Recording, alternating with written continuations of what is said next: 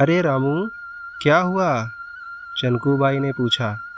यह लड़की धंधा करने को तैयार नहीं हो रही है, रामू ने कहा। रामू की बात सुनकर चनकूबाई कुछ सोचने लगी।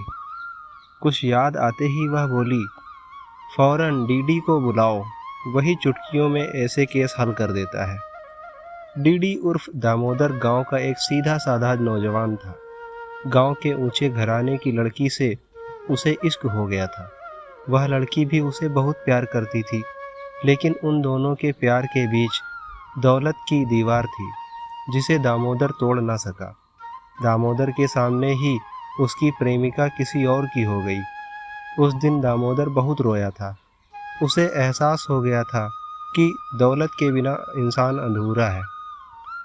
उसके पास दौलत होती तो शायद उसका प्यार नहीं बिछुड़ता। उसकी अपने प्यार का घरौंदा उजड़ते देख कर दामोदर ने फैसला किया कि वह बहुत दौलत कमाएगा, चाहे यह दौलत पाप की कमाई की ही क्यों न हो। इश्क में हारा दामोदर घर में अपने माँ बाप से बगावत करके शहर में दौलत कमाने का सपना लेकर मुंबई आ गया। मुंबई में दामोदर बिल्कुल अकेला था। काम की तलाश में वह बहुत भटका, मगर उसे काम नहीं मिला। एक दिन दामोदर की मुलाकात रामू से हो गई। दामोदर ने उसे अपनी आप बीती सुनाई तो रामू को अपनापन महसूस हुआ। वह बोला, मैं तुम्हें काम दिला सकता हूँ, पर उस काम में जोखिम बहुत है और पुलिस का डर भी है। मोह सिर्फ पैसा चाहिए, काम चाहे कितना भी खतरनाक ही क्यों ना हो। दामोदर की बात सुनकर रामू ने एक बार उसे ऊपर से नीचे तक देखा। वह समझ चुका था कि दामोदर के सिर पर दौलत कमाने का भूत सवार है। इससे कुछ भी काम कराया जा सकता है। रामू दामोदर को लेकर चनकूबाई के कोठे पर पहुंचा। चनकूबाई ने दामोदर से बात की, फिर उसे एक वैन दे दी, जिससे वह लड़कियों की सप्लाई करने लगा। इस काम में दामोदर की अच्छी खासी रकम मिलती थी। अब रामू व दामोदर एक साथ रहने लगे। उन दोनों में गहरी दोस्ती भी हो गई थी। कुछ ही दिनों में दामोदर ने अपनी मेहनत से चनकूबाई के दिल में अच्छी खासी जगह बना ली थी। अब चनकूबाई दामोदर को डीडी के नाम से पुकारती थी। डीडी उर्फ दामोदर को चनकूबाई का संदेश मिला और वह फौरन कोठे पर पहुंचा। रामू ने लड़की के बारे में दामोदर को सब कुछ बता दिया। दामोदर दरवाज़ा खोलकर कमरे में गया। उसने फर्श पर पड़ी लड़की को उठाना चाहा, मगर वह बेहोशी की हालत में थी। उसका जिस्म किसी गर्म भट्टी की तरह तप रहा था। बाई, इस लड़की को तो काफ़ी तेज बुखार है, किसी डॉक्टर को दिखाना होगा, दामोदर ने कहा। इस कोठे पर कौन डॉक्टर आएगा? चनकूबाई परेशान होते हुए बोली। फिर रामू ने पूछा, ठीक है भाई, मैं इस लड़की को घर ले जाता हूँ, वहाँ किसी डॉक्टर को दिखा लूँगा। जब यह ठीक हो जाएगी तो कोठे पर ले आऊँगा, दामोदर बोला। दामोदर की बात से रामू और चनकूबाई दोनों राजी थे। दामोदर लड़की को अपने घर ले गया। उसका घर बहुत छोटा था। उसके साथ लड़की देखकर मोहल्ले वाले यह समझे कि शायद यह उसकी बीवी है। डॉक्टर ने आकर लड़की को दवाएं दे दी। बुखार उतर नहीं रहा था। दामोदर पूरी रात उस लड़की के माथे पर पट्टियां रखता रहा। दामोदर की मेहनत रंग लाई। सुबह लड़की को होश आ गया। दामोदर ने उसे कुछ दवाएं खाने को दी।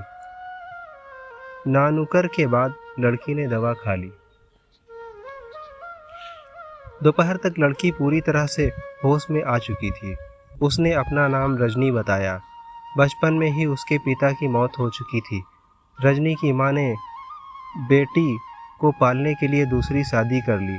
शादी के कुछ साल बाद ही रजनी की मां की मौत हो गई। मां की मौत के बाद से ही रजनी के सौतेले बाप ने उसे तंग करना शुरू कर दिया था। पिता से आजिज हो चुकी रजनी गांव के एक नौजवान को दिल दे बैठी। उस नौजवान ने रजनी को शहर की चमक दमक के सुनहरे सज बाग दिखाए। वह रजनी को बहला फुसला कर शहर ले आया और धोखे से कोठे पर बेच दिया था। दामोदर ने रजनी की कहानी बड़े गौर से सुनी।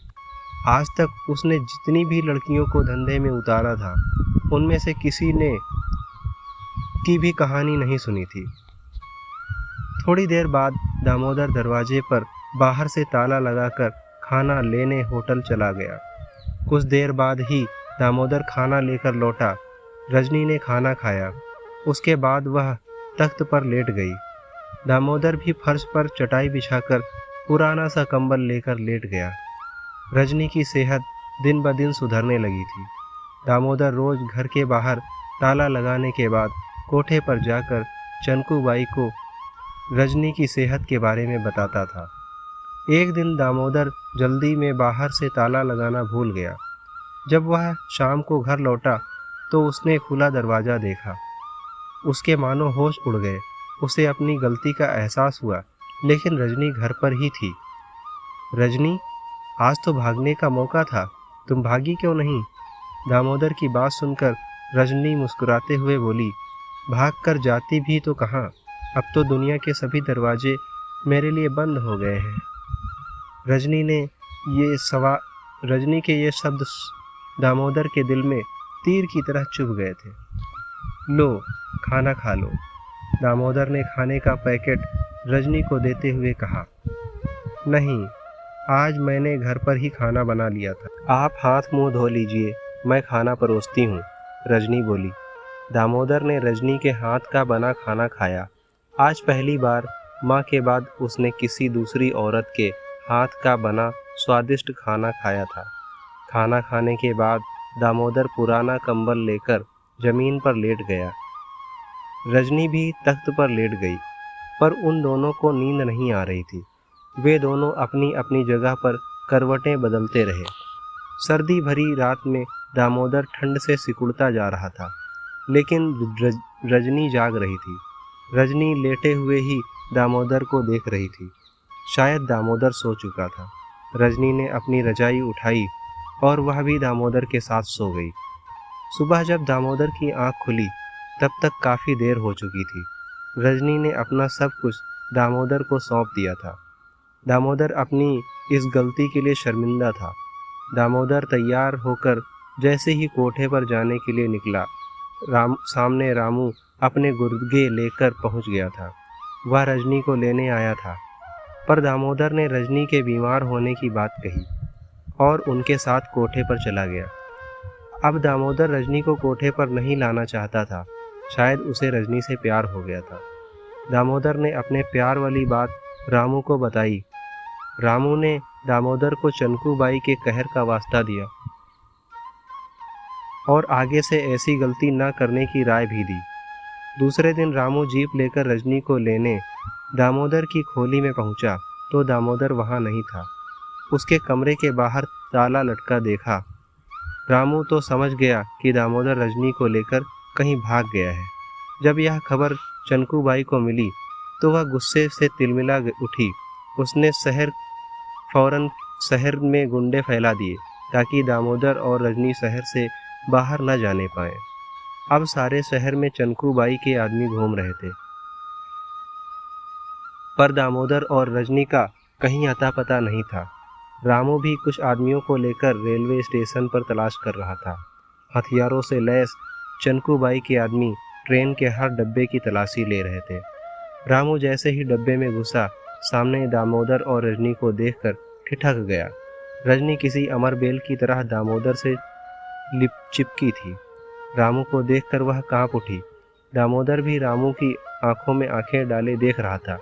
उधर ट्रेन चलने के लिए हॉर्न दे रही थी। रामू, वे इस डब्बे में क्या है? रामू, वे इस डब्बे में हैं क्या? चनकूबाई के किसी आदमी ने चिल्लाकर पूछा। नहीं, इस डिब्बे में कोई नहीं है, चलो कहीं दूसरी जगह ढूंढें। रामू की यह बात सुनकर दामोदर और रजनी की जान में जान आ गई। रामू ट्रेन से नीचे उतरा। वह खिड़की के पास से गुजरते हुए बोला, जाओ मेरे दोस्त, तुम्हें नई जिंदगी मुबारक हो। तुम दोनों हमेशा खुश रहो। इस दलदल से निकलकर एक नई जिंदगी जियो। ट्रेन चल चुकी थी। दामोदर ने खिड़की से बाहर देखा रामू जीप स्टार्ट करके चनकूबाई के आदमियों के साथ दूर जा चुका था। दोस्तों, कहानी कैसी लगी कमेंट में ज़रूर बताएं।